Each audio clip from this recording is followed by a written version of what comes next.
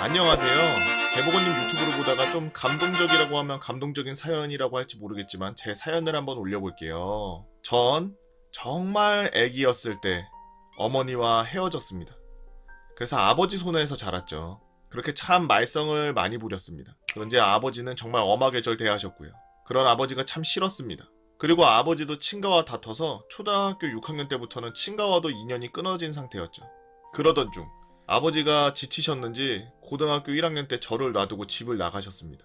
그렇게 저는 친구 집을 전전하며 학교를 다니다가 도저히 학교는 다닐 수가 없어서 자퇴한 뒤 알바를 하면서 생활을 했죠. 정말 온갖 모든 일들을 다 해봤습니다. 편의점, 패스트푸드, 박스 줍기, 신문 배달, 노가다, PC방 알바 등 못해본 게 없죠. 그렇게 21살이 되던 날 경찰이 찾아왔더라고요. 아버지께서 돌아가셨다고요. 그렇게 장례식장을 찾았고 거기엔 8년 동안 헤어졌던 친척들을 만났습니다. 하지만 그들은 제게 아버지 앞으로 있던 땅에 대해서만 이야기를 할 뿐 다른 이야기를 하지 않아서 그 이후로 전 친가와 인연을 끊었죠. 그리고 1년이 지나고 늦게서야 뭔가 메일을 확인해봐야 되겠다는 것 같은 알 수 없는 이끌림 같은 그런 느낌에 메일을 들어가자 병무청에서 온 최호 통첩장이 와 있더라고요. 이틀 안에 신검보러 안 오면 고소한다고요. 그래서 부랴부랴 연락을 해서 춘천으로 신검을 받으러 갔습니다. 전 아버지가 살아생전에 어머니와 이혼해 주시지 않아서 호적상에 어머니가 그대로 계셨죠. 그러나 실질적으로는 어머니와 살고 있지 않았고 얼굴조차도 몰랐기에 그것을 증명하고자 경찰서를 찾아가 헤어진 가족 찾기 부서에 의뢰도 하고 별짓을 다 해봤지만 찾지 못했습니다. 그래서 일단 자포자기한 상태로 병무청에 찾아가서 사정을 설명하고 면제가 가능하냐고 묻자 병무청에서는 일단 입대를 하고 자대 내에서 면제 신청을 진행해라 라고 하더라고요. 그래서 전 입대를 혼자 했습니다.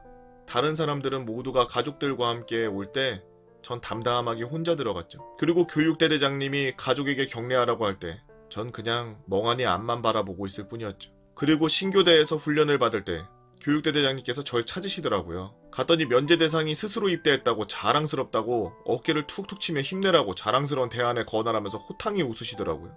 속으로는 뭐지? 아닌데? 병무청에 낚인 건가? 뭐지? 라는 생각이 제 좌뇌와 우뇌를 강력히 지배하고 있었습니다. 그렇게 흐지부지 신교대를 마무리 후 자대 배치를 받고 연대에 대기 중 어머 이게 웬걸 거기에 행정부사관으로 계신 분이 제 학교 선배였던 거죠. 선배와 함께 잠깐 짬이 나서 대화할 수 있었는데 다행히 자대가 자신이 있는 곳이라며 면제를 도와준다고 하더라고요. 정말 하늘이 돕는다 생각했습니다. 그리고 그렇게 면제 신청을 한 뒤 시간이 흘러 어느덧 2등병 6개월 차. 아니 아직도 면제가 안 됐어? 2등병 6개월 차인데? 전문화사에 관심 있는 사람은 신청을 하더군요. 근데 생각보다 군대가 할만했습니다. 이거 괜찮은데 싶어서 바로 행보관님을 찾았죠. 근데 행보관님의 대답은 고등학교 졸업장부터 따와라 라고 했습니다. 그래서 다행히 연대장님의 지시로 검정고시 프로젝트가 있어서 신청자를 받아 내무반에 짱 박아놓고선 공부에 열중을 시켰죠. 그렇게 겁나 열공 중에 갑자기 중대장님이 절 부르십니다. 중대장실을 찾자 중대장님이 얼굴이 굳은 채로 갑자기 저에게 너 누구누구 알아 몰라? 근데 정말 처음 듣는 이름이라 모릅니다 라고 했습니다. 너 정말 몰라? 정말 모릅니다.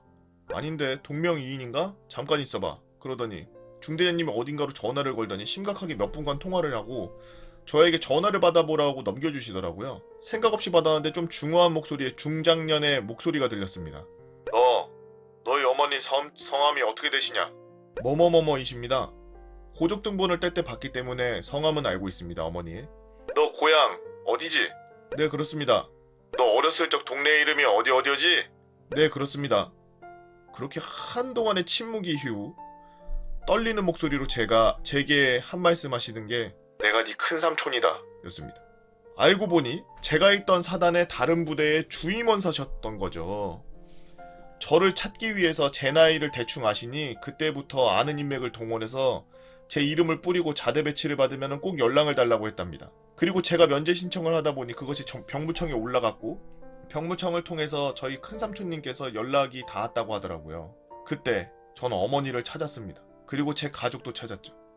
그 이후로 알게 된 얘기지만 가족이 저를 찾으려고 온갖 노력을 다했다고 하더라고요. 그리고 경찰서에서 헤어진 가족 찾기 부서에 연락처를 주고 전화를 해보려서 해봤더니 웬 아주머니가 받더라고요.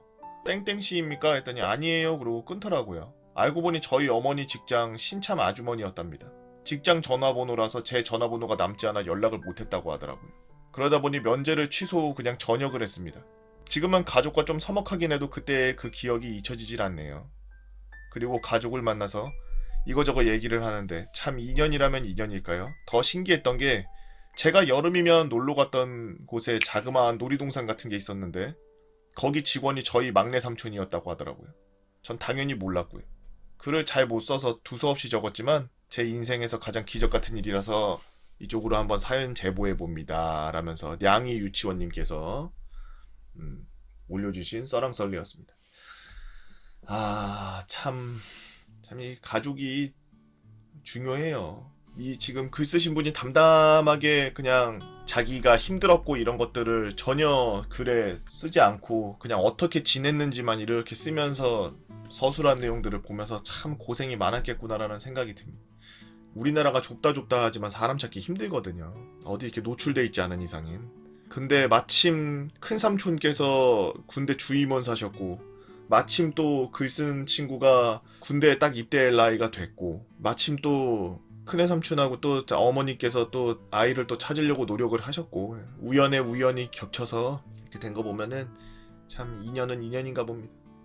뭐 지금 약간 서먹하고 가족들하고 있는 거가 익숙치가 않다고 했는데 지금부터 추억거리들 만들어가면 됩니다. 아직 우리가 살 날이 많이 남았잖아요. 그죠?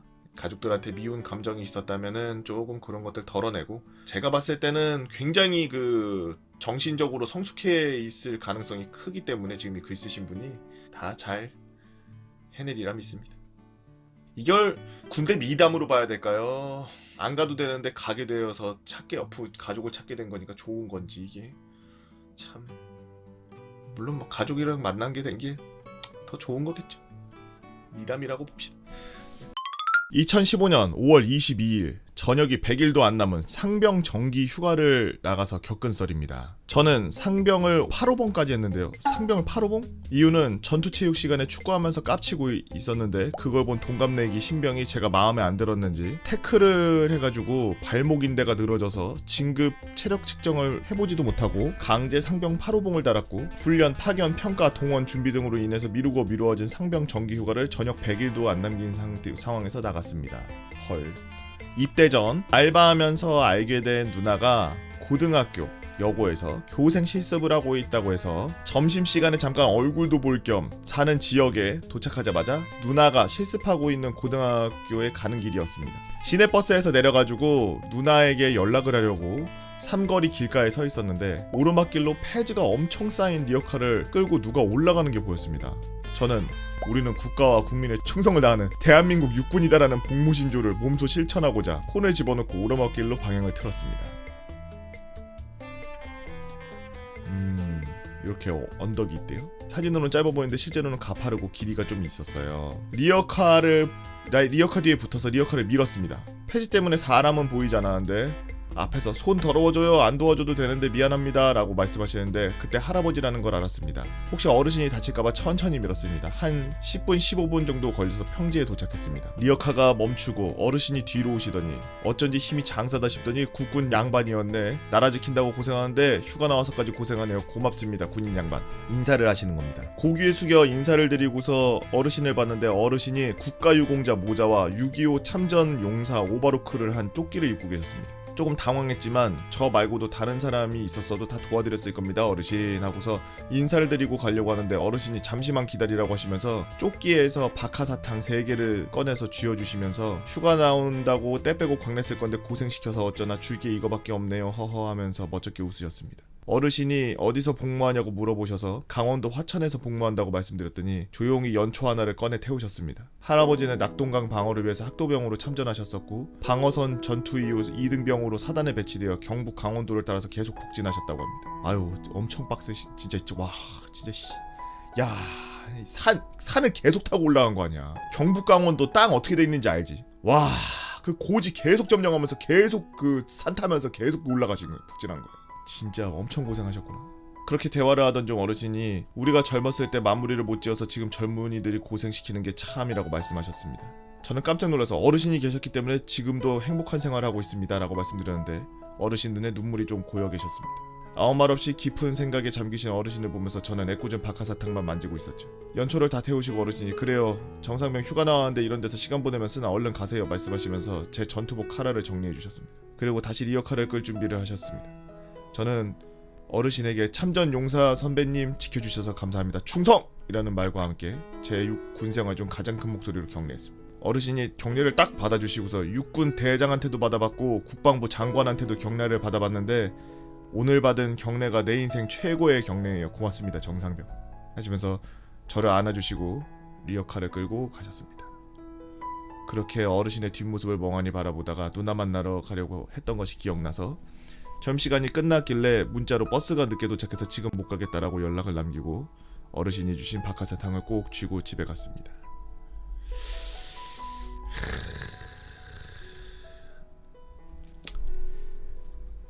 참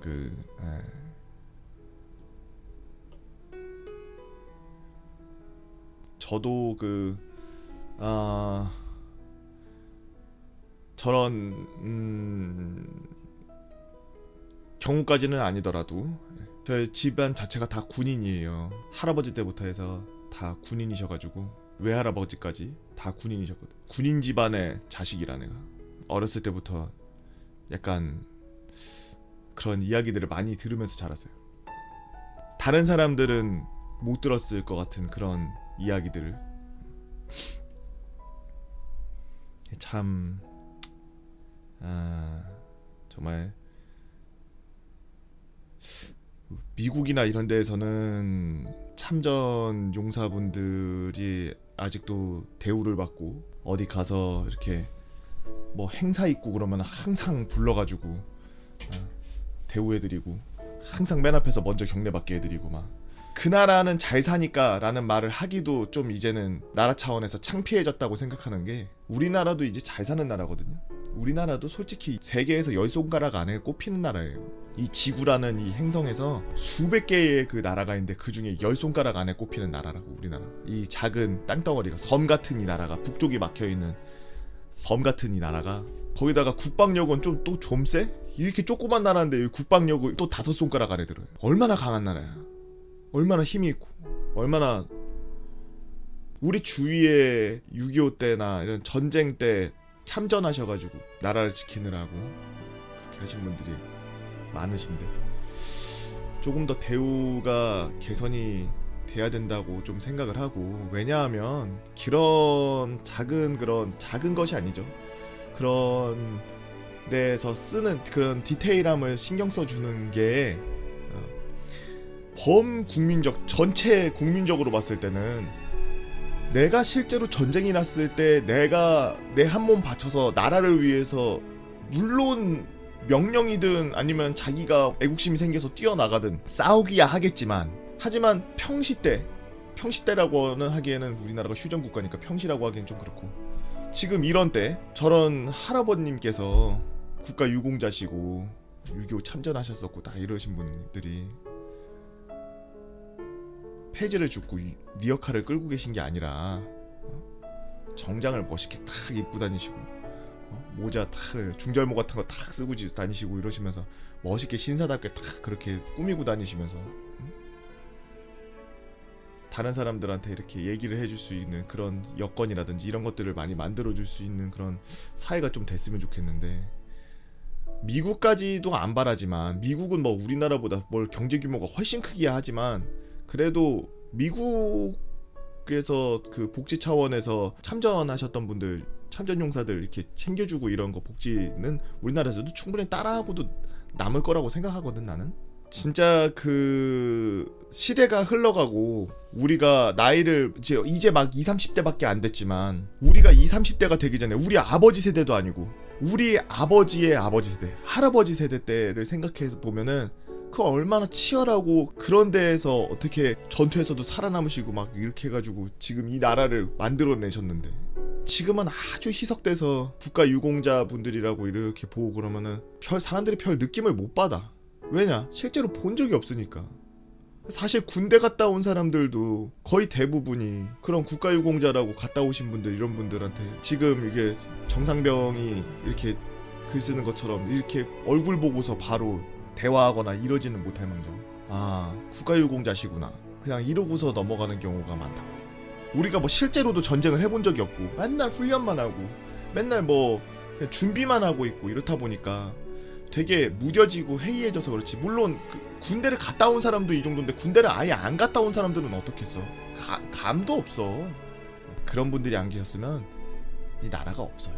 그냥 사람들이 시간이 흘러가고 그러면은 이렇게 기억 속에서 희미해지고 막 강하게 막 이렇게 집중했던 것들이 흐려지고 막 이러면서 포커스가 나가버리는데 그런 부분에서 복지들이 좀 개선이 되고 그렇게 해서 군대 참전 용사나 아니면 군대 가셔서 이제 막 국가 유공자가 되시고 이런 분들의 대우를 최대한 이렇게 해드리는 모습을 나라에서 국방부에서 이렇게 보여준다면 그러면은 없던 애국심도 생기지. 아 우리나라 멋있다. 야 우리나라 진짜 군대 갔다 올 만하다. 진짜 멋있다라고 다들 그렇게 얘기할 거야. 그렇게 하려면 제일 먼저 바로 옆에 있는 우리부터가 지금까지는 그냥 관심 없이 보던 분들도 조금 다시 한번 생각하면서 그런 분들에게 조금 이렇게 대우를 해주시는 게 좋지 않을까 생각을 하고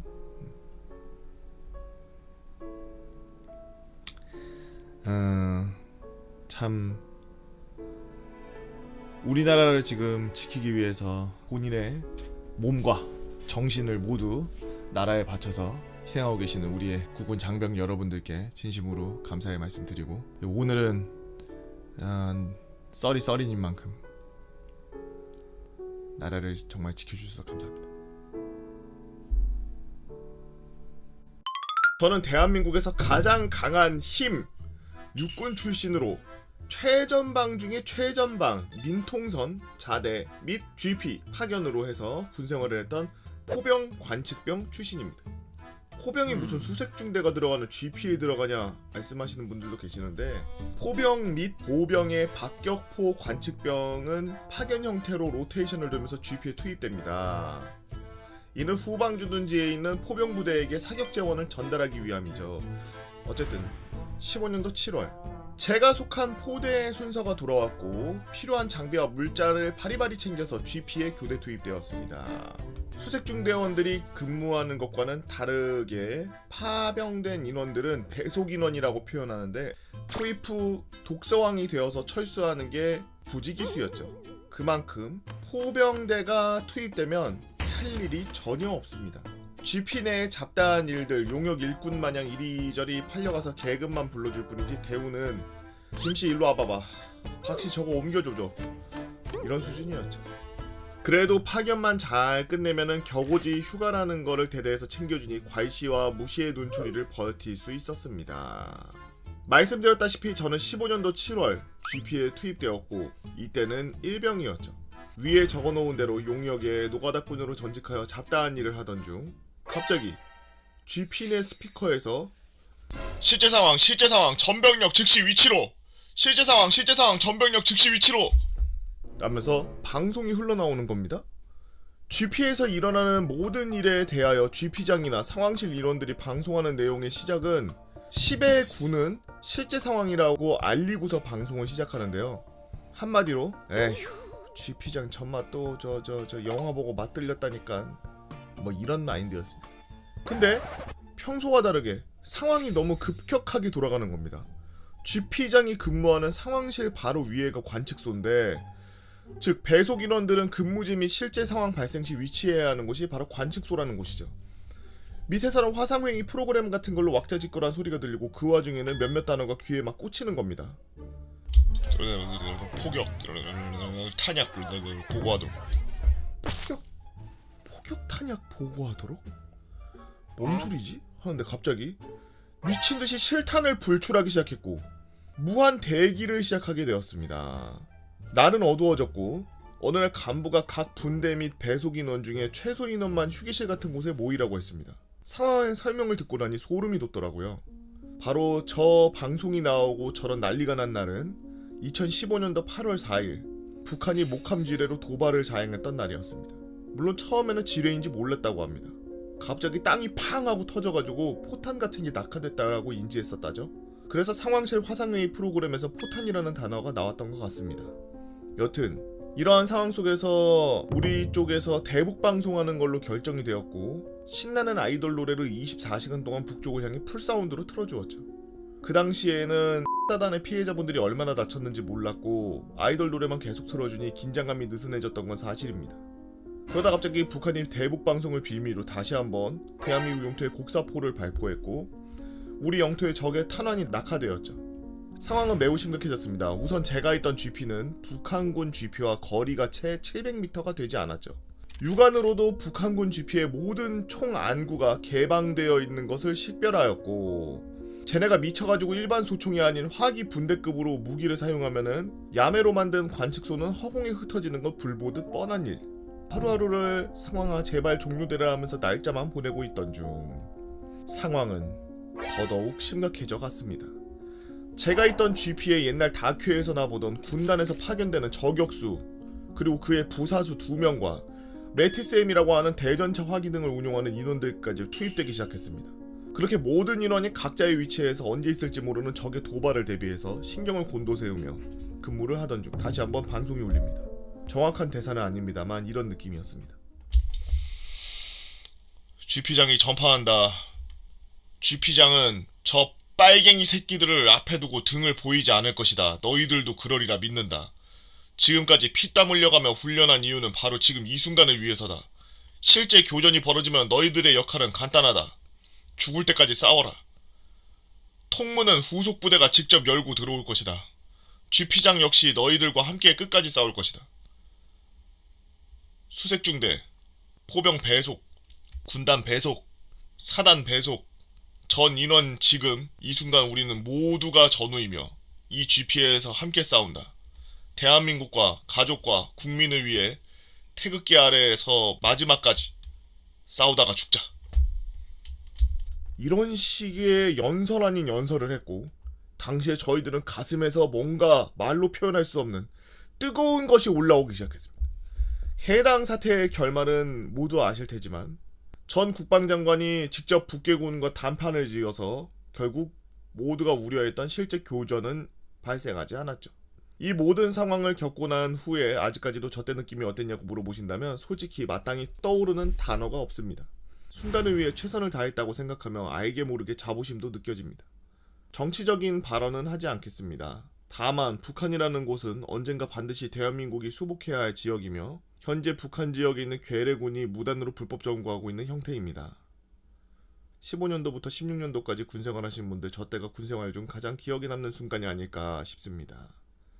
이만 글 줄이며 긴 글 읽어주셔서 감사합니다. 라고 전지적 패급 시전님께서 올려주신 썰랑썰이었습니다.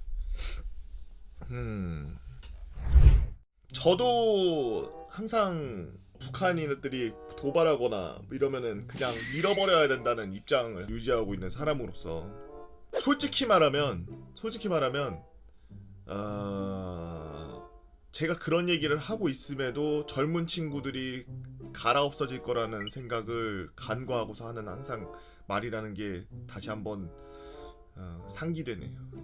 밀어버리는 거야 밀어버리는데 그 안에서 우리 나라 젊은 징집돼서 간 친구들이 어쩔 수 없이 죽을 때까지 싸우라는 그런 명령을 받으면서 어쩔 수 없이 밀고 올라가야 되는 그런 상황이 발생했을 때 지금은 제가 군생활도 안 하고 제 주위에 있는 사람들이 군생활을 안 하고 있으니까 이렇게 쉽게 말할 수 있습니다만 과연 내 자식이, 내 친척이, 내 친구가 군생활을 하고 있는데 밀고 올라가서 밀어버려야 된다라고 쉽게 말을 할 수 있을까 모르겠네요. 다시 한번 제가 항상 말했던 거에 대해 한번 생각하게 되네요.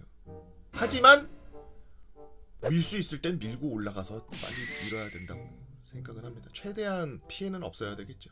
참 저런 때 이제 어마어마하게 긴장감이 느껴졌을 거라고 생각합니다.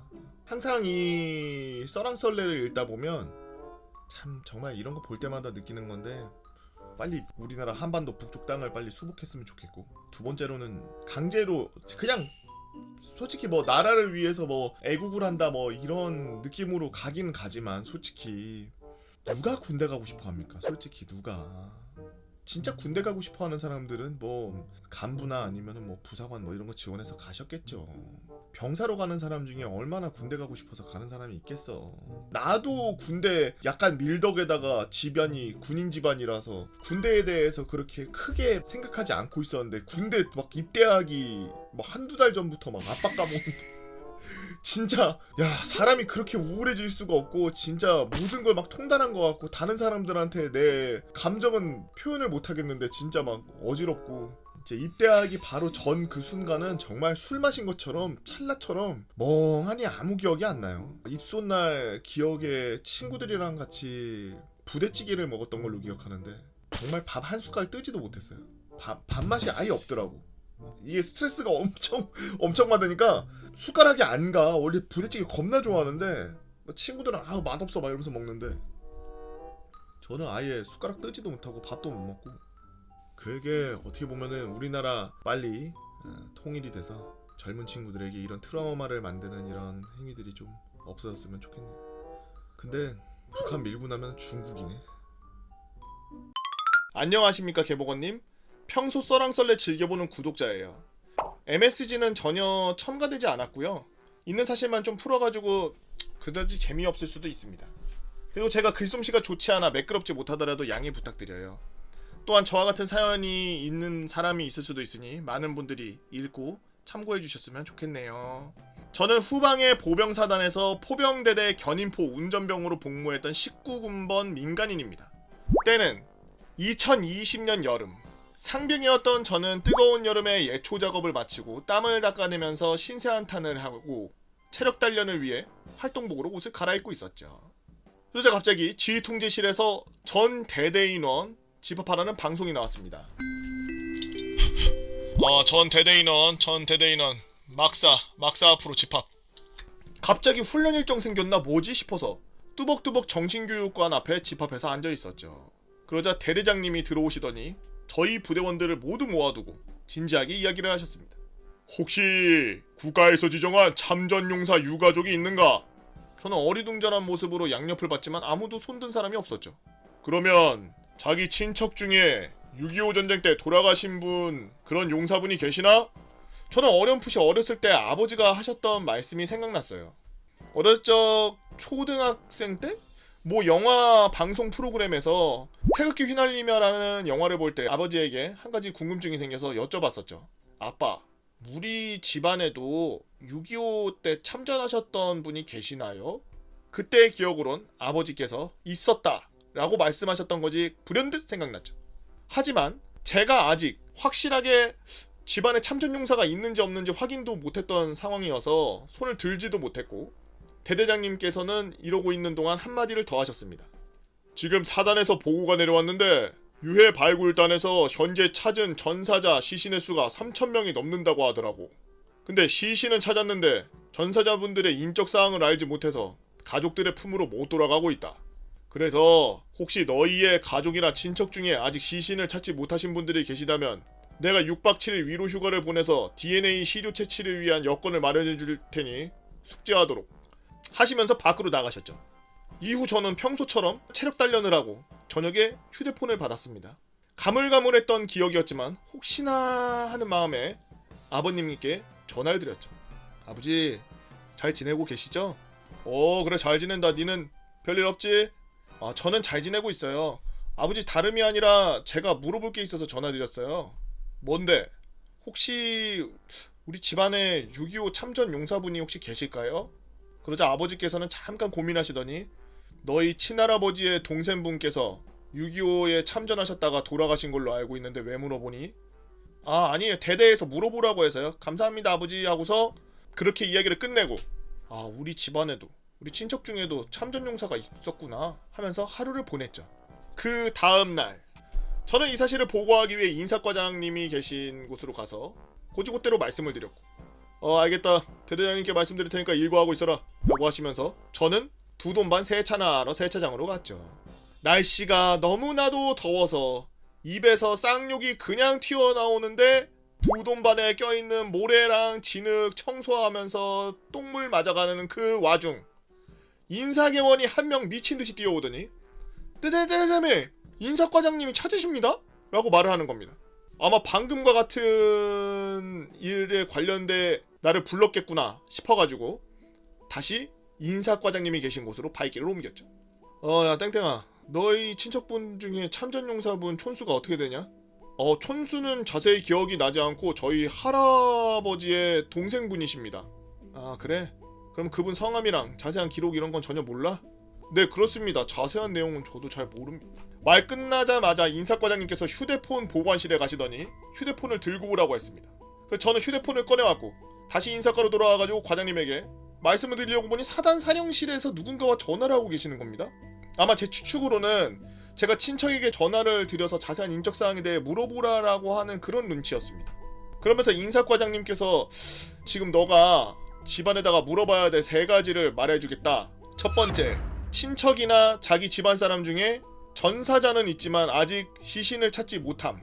두 번째, 6.25 전쟁 때 돌아가신 분에 한해서 군인, 경찰, 학도병까지 전부 포함. 세 번째, 자기하고 촌수가 8촌 이내에 해당되어야 됨. 이 3가지 요건이 충족이 되어야 제가 휴가를 나가서 DNA 시료 채취를 하게 허가를 내주신다는 거였습니다.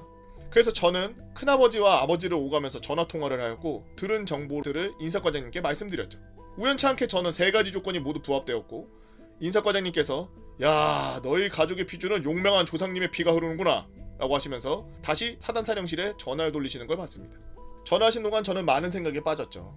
솔직히 갑자기 6박 7일 휴가이기는 하지만 어안이 벙벙했고 군인 신분이시면은 다 아시겠지만 기뻐해야 하지만 무언가 밖으로 기쁜 내색하기도 힘든 그런 상황이었습니다. 이건 어디까지나 저의 그 조상님의 유해를 찾기 위해 휴가를 주신 거니까요. 저의 휴식을 위해 밖으로 보내는 게 아니기 때문입니다.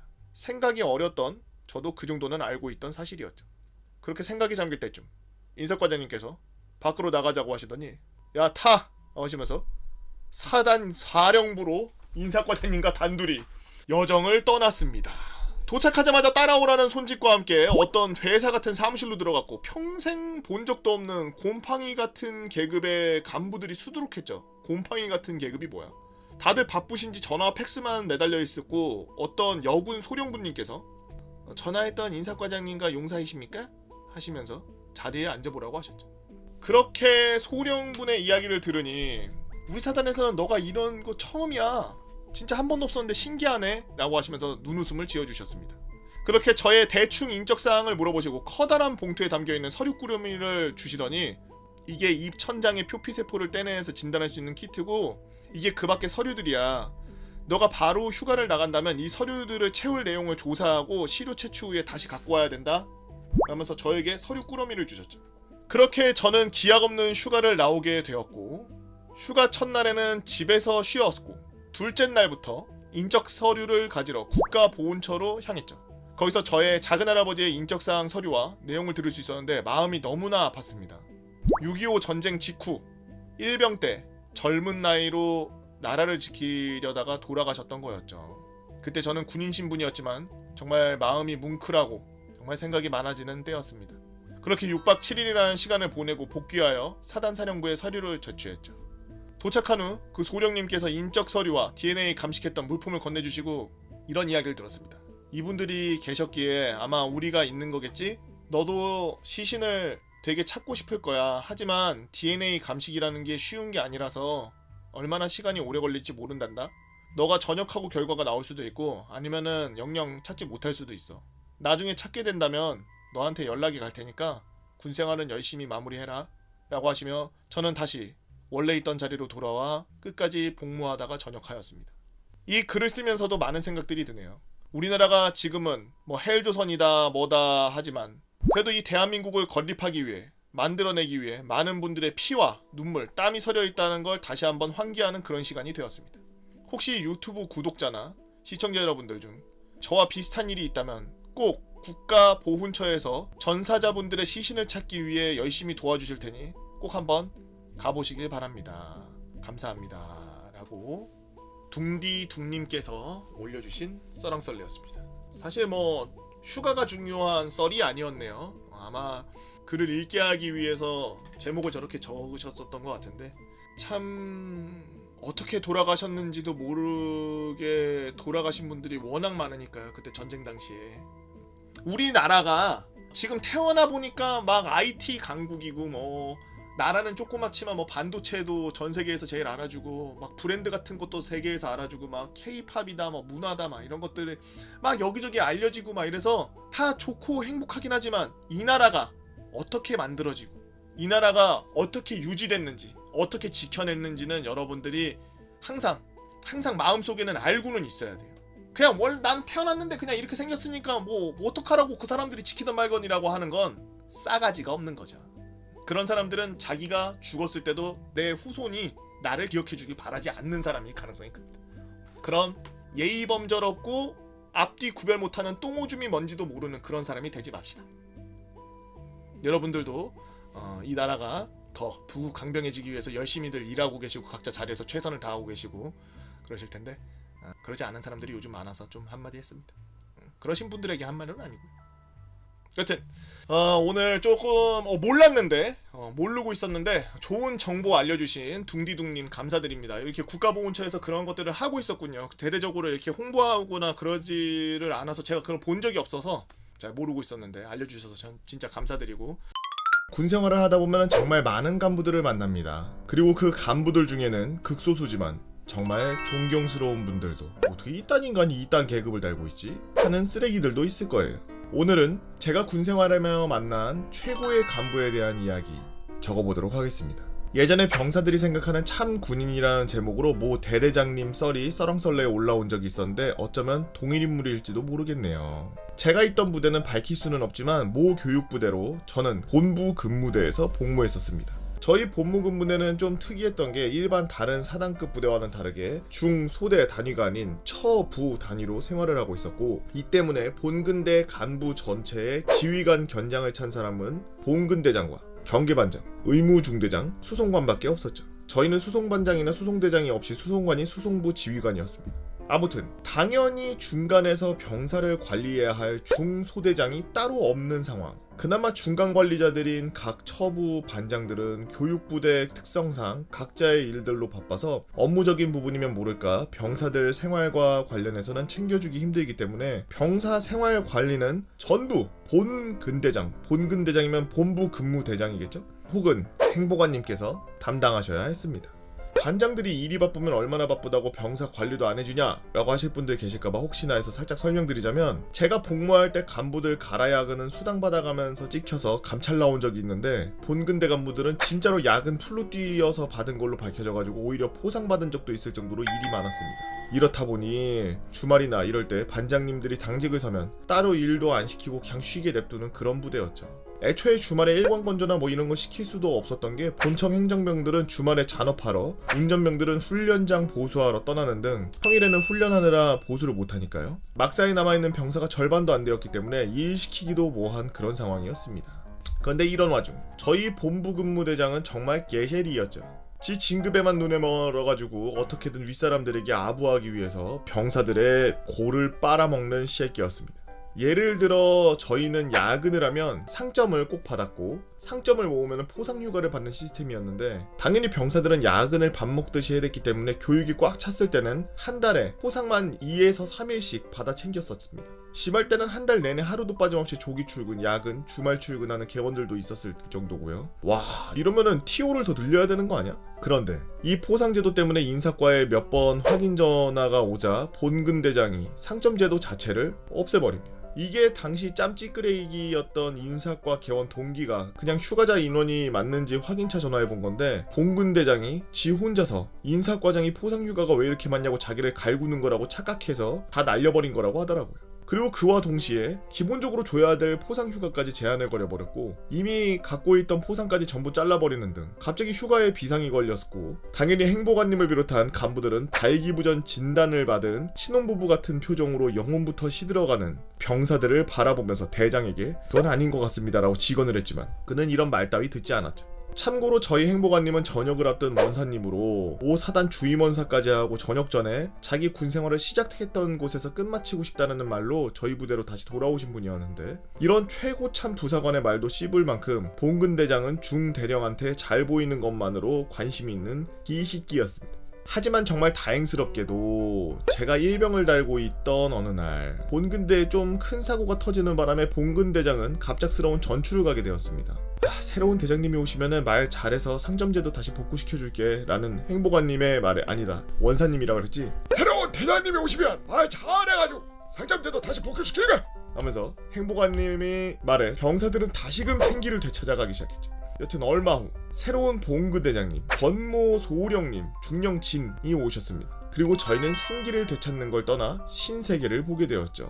새로 오신 봉근대장님은 정말 어마어마한 초 SSR급 간부셨습니다. 첫 출근 이후 일주일도 안 된 시점에 모든 병사들이 이름을 외우는 것은 물론 한 달 만에 모든 병사들의 진급 예정일과 저녁일까지 전부 외우셨고 모든 업무를 완전하게 파악, 작업 있으면 본인이 나서서 우리 애들 일하기도 바쁜데 뭔 작업까지 시킵니까? 교육생들을 시키던 놀고 있는 조교들을 시키던 하십시오 라고 저희를 쉴드 쳐주고도 했죠. 그렇다고 간부들이 싫어했느냐? 그것도 아닌 것이 간부들은 오히려 애들 괜히 작업 내보내서 일 못하게 하는 거는 없어서 좋다고 좋아했고 가끔 간부들이랑 병사들 사이에 불화가 생기는 경우에 따로 보고받은 것도 아닌데 적당히 눈치로 상황 파악하고 슬쩍 와서 중재해주고 가기도 했고 말 그대로 아크 엔젤 같은 대장님이 오신 거였습니다. 저도 동기 생일이라 회관에서 생활관 회식을 하고 있을 때 생일이라고 말도 안 했는데 먼저 생일 축하한다고 말해주시고 저희가 신나게 닭갈비에 부대찌개 먹고 있는 동안 몰래 맥주를 몇 병 슬쩍 가져다 주신 그런 경험도 받은 적이 있죠. 거기에 계산을 하려고 보니 대장님이 먼저 계산을 하시고 가셨다라는 얘기를 듣기도 했습니다.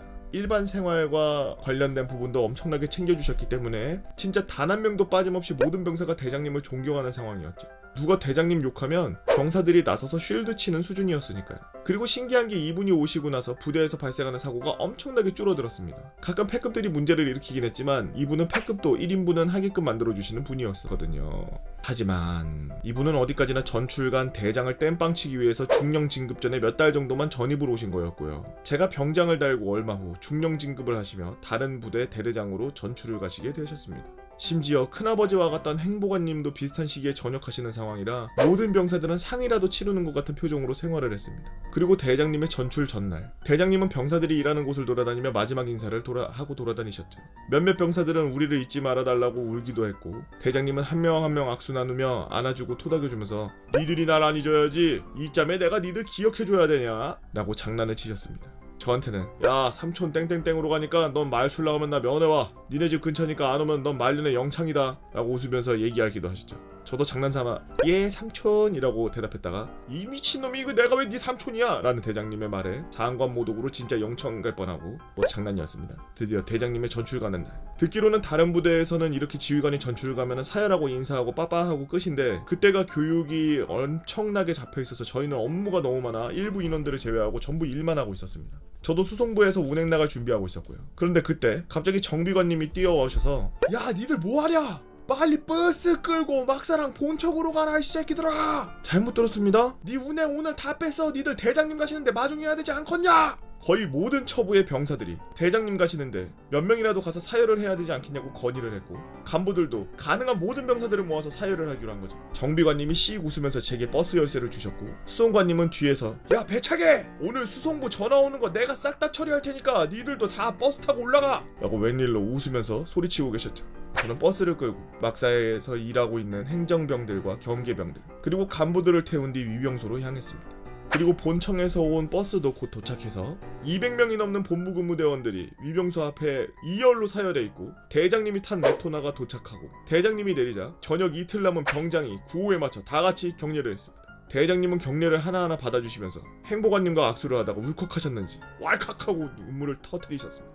행보관님은 아이고 대장님 이제 대대장 되시는데 애들 앞에서 울면 웃잡니까? 라고 하시면서 대장님의 등을 토닥여주셨고 기왕 하는 거 제대로 하자는 경계반장님과 탄약반장님의 건의로 미리 대기 중이던 경계병들이 예포까지 쏘고 그렇게 대장님은 전방으로 떠나가셨습니다. 이후 한 달 정도가 지나 행보관님도 전역을 하셨고 저희는 이번에도 똑같이 모든 병사들이 모여 사열을 해서 그분의 전역을 축하드렸죠. 근데 행보관님은 전역하시는 게 진짜 은퇴니까 나이가 많으신 주임원사님이었다는 그랬으니까 이번에도 마찬가지로 예포까지 쏘며 행보관님을 보내드렸고 앞에서 따로 말은 안 했지만 행복아님도 큰아버지처럼 저희를 항상 보살펴주시고 심지어 말년들 휴가 때 수고했다며 술도 사주신 분들이었기 때문에 이번에도 모든 병사들이 즐겁게 사열을 했습니다. 특히 행복아님이 저녁 때는 제가 부대 잔류인원 중 최고 선임이었기 때문에 경례 구호까지 했어서 더 기억에 남네요. 보통 이런 경우에는 애들한테 도움되는 말이라도 해주고 하는데 행복아님은 쿨하게 나 전역한다 부럽지 하고 마지막으로 경계반장에게 야 땡땡아 마지막으로 담배 하나 놓봐 라고 하시더니 담배에다가 불을 붙이시고 나가셨습니다. 아무리 저녁이 부러워도 군생활 37년 한 건 안 부러운데 말이죠. 시간이 흘러 저는 말년이 되었고 진짜로 대장님 이젠 대대장님이 되신 그분을 뵈러 집 근처라더니 2시간 걸리는 그 부대로 찾아갔고 그 부대에서 복무 중이던 대학 동기도 만나가지고 셋이서 순댓국 먹고 며칠 후 전역했습니다. 여담으로 그 다음에 온 대장이 역대급 패급이었던 건 안 비밀. 나중에 기회가 되면은 아까 말했던 본군대에 있었던 어이없는 사고썰이랑 풀어보도록 하겠습니다 라고 돈 없어서 우는 하마님께서 올려주신 썰랑썰이었습니다.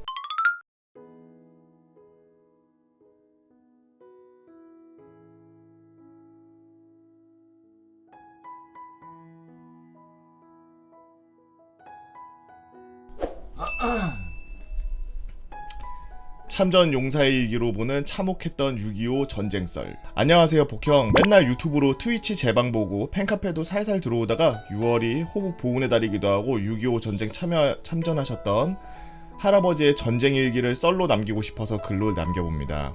일기 속 내용들은 가족과 상의 후 일부분만 공개하기로 했고 공개하는 부분은 전쟁 속에 고민하고 고뇌한 내용으로 전쟁에 대한 판타지가 아닌 현실적으로 고통받으신 모습을 보여드려 많은 분들이 이를 보고 전쟁의 참혹함과 경각심을 일깨웠으면 해서입니다.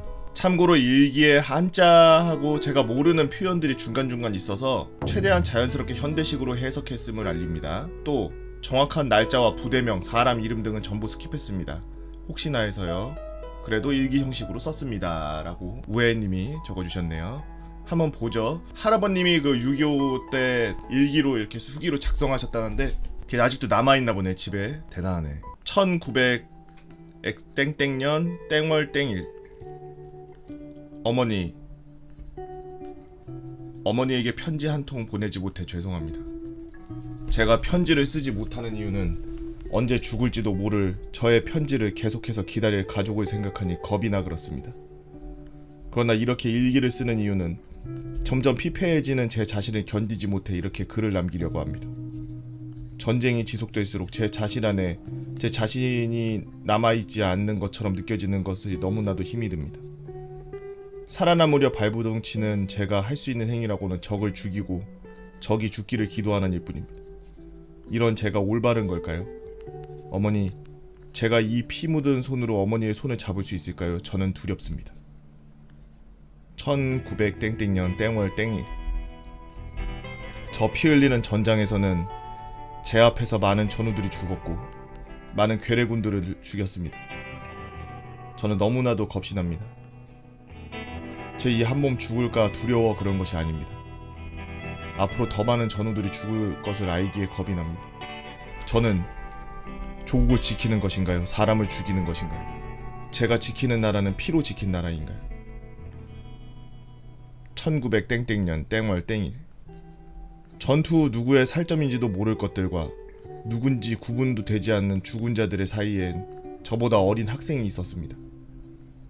하반신이 없더군요. 근데 저는 그 학생을 보며 안도했습니다. 저 누구인지 모를 굴러다니는 살점을 보며 제가 아니라는 것에 제가 그 자리에 누워있지 않았음을 감사했습니다. 이게 정말 정상적인 사고인 거예요. 전쟁 전 집안 어른들은 저에게 걱정 마라 사람은 쉽게 죽지 않는다라고 말씀하셨지만 아닙니다. 틀렸습니다. 개미의 목숨과도 같습니다. 너무나도 쉽게 죽습니다. 어릴 적 장난으로 밟아 죽이던 개미들의 처지가 제 처지가 될 줄 누가 알았겠습니까? 1900 땡땡년 땡월 땡일. 수없이 많은 죽음을 눈앞에서 목도하니 점점 무뎌지는 것을 느낍니다. 무뎌지는 이 감정은 군인으로서 좋을지는 모르겠지만 저로서는 너무나 고통스럽습니다. 어머니, 저는 정말 사람인가요? 악귀인가요? 사람이라고 당당히 이야기할 수 있을까요? 저는 눈앞에 보이는 모든 괴뢰군을 쏴 죽이고 찔러 죽였습니다. 그들은 적이니 당연히 죽였습니다. 근데 왜 그들은 전투가 끝난 지금 제 눈앞에 보이는 것인가요? 그들은 적이었고 저는 살아남아야 했으며 하나의 전우라도 더 살려야 했습니다. 근데 왜 저들은 제 눈앞에서 아직도 보이는 것입니까? 제 손으로 죽인 이들에 대한 죄책감인가요? 그 죄책감은 살아있는 자신에게 할 수 있는 변명인가요? 그 변명으로 제 자신을 숨겨 살아가도 괜찮은가요? 어머니. 1900땡땡년 땡월 땡일. 아직도 제 귓가에 들려오는 총소리와 포격소리, 괴성들은 저의 밤을 뺏어가는 듯합니다. 전투가 끝나도 저의 전투는 끝나지 않은 것 같습니다.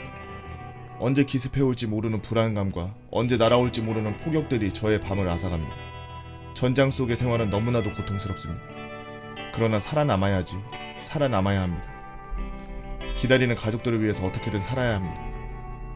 어머니, 저를 위해 기도하고 계실 어머니, 전우들의 시체를 밟고 적을 죽이며 살아가겠습니다. 하지만 어머니, 정말 전쟁이 끝나고 제가 살아간다면 저의 죄는 죽어서도 용서가 되는 것입니까? 1900땡땡년 땡월 땡일. 저 한 고지를 점령하기 위해 얼마나 많은 피를 흘렸는지 모르겠습니다. 낮에는 올라가고 밤에는 내려오고 몇 번을 반복했는데 대체 왜 중공군 숫자는 줄지 않는지 모르겠습니다. 제가 밟고 있는 이 땅 위로 얼마나 많은 전우들의 사체가 있는지 모르겠습니다. 제가 오르고 내리며 밟은 것이 흙인지 나무인지 바위인지 전우인지 적인지 모르겠습니다. 대체 언제 끝나는 것입니까? 모두가 죽어야 끝나는 것입니까? 정말 하나도 모르겠습니다. 1900땡땡영 땡월 땡일. 어머니, 이 전쟁은 대체 언제 끝나는 것입니까? 저는 눈과 귀를 가리고 나라를 위해 적과 싸우고 죽였습니다. 하지만 어머니, 저는 두렵습니다. 이 전쟁이 끝나고 눈을 뜨고 귀를 열었을 때 제 모습이 더럽고 추악할까봐 무섭습니다. 저는 너무나 두렵습니다. 어느덧 죽음에 아무렇지 않아 하는 저를 보며 또 어쩔 수 없다라는 말로 죄책감을 씻어내는 저의 모습에 환멸을 느낍니다. 어머니 보고 싶습니다. 이런 아들일지라도 어머니가 보고 싶습니다. 어머니. 여기까지가 일부 공개한 내용입니다. 저는 할아버지의 일지를 읽으면서 전쟁의 참상을 느꼈습니다. 물론 할아버지라서 더 감정이입을 했을지도 모르고요. 추가 여담이지만 할아버지는 전투에서 활약하셔서 무공훈장도 받으셨고 전투 도중에 오른쪽 귀 일부를 잃으셨습니다. 그 외 썰은 공개하지 않은 일기 내용을 제외하고는 많지 않아 더 전달드리지 못한 것에 크게 안타까워하고 있습니다. 그러나 지금은 돌아가셨지만 생전 할아버지에게 제가 질문했던 얘기들로 썰 남기며 인터뷰 형식으로 써두겠습니다. 할아버지, 전쟁 중에 좋았던 일이나 즐거웠던 일은 없었어? 사람이 있는 곳에 어떻게 희노애락이 없겠니? 참 많은 일들이 있었지. 그 당시에 희노애락은 살아남아 기쁘고 적을 보면 분노하고 전우를 잃어 슬프고 전우들과 사소한 장난들이 있었지. 할아버지, 전쟁 끝났을 때 어땠어요? 겉으로는 사람들과 기쁨을 나누었지만 마음은 너무나도 공허했단다. 기쁘기만 하기엔 너무 많은 걸 잃었기 때문이야. 할아버지는 전쟁이 다시 나면 어떨 것 같아요? 가정하기도 싫을 만큼 내 인생에 2번은 경험하고 싶지 않구나. 나에게 전쟁은 오락이 아니기 때문에. 통일은 어떻게 생각하세요? 나는 잘 모르겠구나. 나는 전우들과 함께 통일을 위해 누구보다 치열하게 싸운 사람이라 그 고통을 누구보다 잘 알고 있지. 이렇게 고통받고 피를 흘렸는데도 못한 통일이라니 쉽게 통일이 될까 싶구나. 그리고 여담으로 할아버지는 종종 전쟁 관련 다큐를 보시면서 저에게 이런 말씀을 하셨습니다. 지금의 너를 만들었으니 후회는 없다. 제 생일이 6월 25일이라 그런지 할아버지가 항상 잊지 않고 챙겨주셨는데 결국 올해 암으로 돌아가셔서 처음으로 할아버지 없이 보내는 생일이 되었습니다. 할아버지 항상 감사드리고 사랑해요. 하늘에서도 꼭 제 생일 축하해주세요 라고 우혜님이 올려주신 썰랑썰레였습니다. 저도 어렸을 때 저는 할아버지가 굉장히 일찍 돌아가셨어요. 제가 태어나기 전에 돌아가셨기 때문에 할머니한테 6.25에 대해서 좀 많이 들었는데 그 북한군이 막 집을 막 들쑤시고 막 남자들은 막 징집해가고 이제 다 같이 이제 할머니랑 막 동생분들이랑 막 해가지고 막 마룻바닥 같은데 막 이런데 숨어 계시고 막 그러다가 안 되겠다 도망쳐야 되겠다 그러는데 그 마을에서 배를 갖고 있던 사람이 있었는데 그 사람이 그 오늘 뭐 저녁에 어떻게 해가지고 간다라는 소식을 어떻게 둘러둘러 들은 거야 할머니가. 그래서 지금 우혜님이 쓰신 글에 할아버님께서는 실제 그 전투 지역에서 실제 전쟁에 참여하시고 거기서 전투를 하셨던 병사로서의 그 수기를 남기시고 그거를 우리에게 전달해 주셨다면, 저는 할머니한테 전쟁이라는 워드가 나올 때마다 그 들었던 이야기들이 워낙 많아서 하나하나 그걸 다 말로 표현하기가 쉽지 않을 정도로 평생을 들으면서 살았거든요. 우리가 지금 빌딩 숲에 살고 있고 초고속 열차가 다니고 사람들이 너도 나도 기쁘게 웃으면서 놀러 다니고 어디 캠핑 가서 바다를 보고 산에서 놀러 가서 하이킹을 하고 이런 자유로움과 즐겁게 지낼 수 있는 이런 것들이 그냥 무에서 갑자기 내가 태어나면서 갑자기 세상에 뿅 하고 생겨 있는 게 아니라 수십 년 전에 이 나라를 지키기 위해서 누군가는 싸우면서 누군가는 살아남기 위해 도망을 치고 다른 사람들을 피해서 막 그 적을 피해서 가족들을 지키려고 하고 그러면서 지켜낸 나라거든요. 이전에 그 리어카 끄시던 할아버님께서 제 썰랑썰레 그 상병이 휴가 나왔다가 할아버님 도와드리고서 보니까 할아버지가 저 6.25 참전하셨던 분이어가지고 박하사탕 주면서 그때 우리가 마무리를 짓고 우리가 끝냈어야 될 일인데 우리가 그때 끝내지 못해서 여러분들이 고생하고 있어서 참 마음이 아프다라고 그렇게 할아버지가 상병 친구에게 얘기하는 그거를 썰랑썰레로 이렇게 읊으면서 느낀 게 참 전쟁이 절대 일어나면 안 되겠구나라는 생각을 갖고 있어요. 물론 전쟁이 일어나지 않게 하기 위해서 우리가 다른 나라한테 슬슬 기고 그럴 필요는 없다고 생각합니다만 우리 세대의 전쟁이 안 일어나고 또 후대에도 전쟁이 안 일어나고 다 평화롭게 뭐 이루어졌으면 좋겠죠. 하지만 현실적으로는 거의 뭐 무력 없이 평화적으로 그렇게 모든 게 다 이루어지기에는 힘든 세상이기 때문에 예전에 6.25 때처럼 그렇게 재래식 무기를 사용하면서 코앞에서 적을 목도하면서 차검한 검과 총으로 쏴 죽이고 이런 일들은 그렇게 많지는 않을 거라고 생각해요. 현 시대의 전쟁은.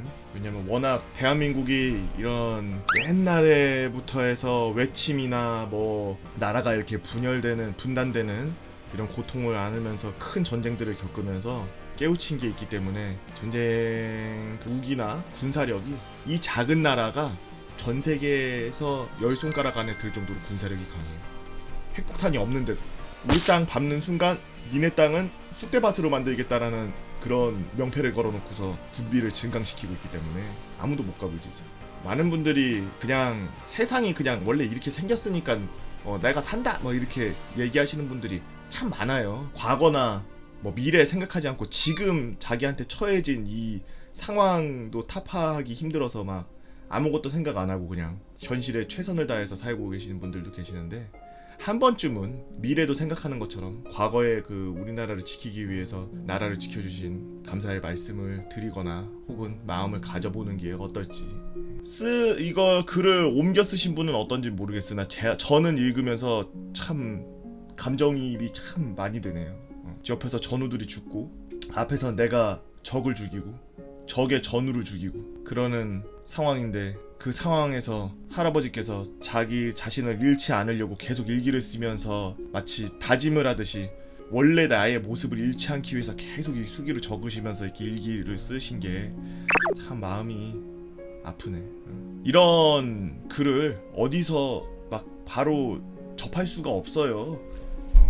어디 저 전쟁 기념관 이런 데 가서 그런데 한문으로 써 있는 뭐 이런 수기 일기장 뭐 이런 것들이 있으면은 거기서 이렇게 볼까?